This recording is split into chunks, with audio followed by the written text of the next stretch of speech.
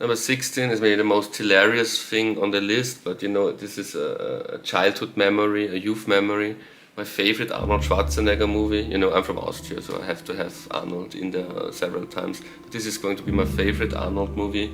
It's Red Sonja, which is probably the movie he himself hates the most of all his movies. All three Arnold movies in this list are probably the top 3 movies that he himself hated the most making, and where he thinks these are my 3 worst movies ever.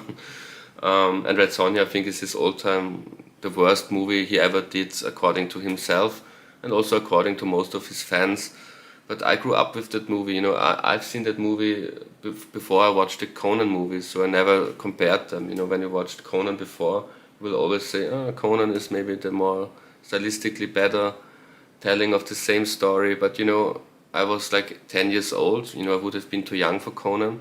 But you know, the more popcorn kind of Red Sonja was the exactly right thing for me at the time. And you know, I had a crush when I was 10, 11, 12 years old on Brigitte Nielsen, you know, Red Sonja. But besides that, you know, I watched that movie even when I was grown up several times.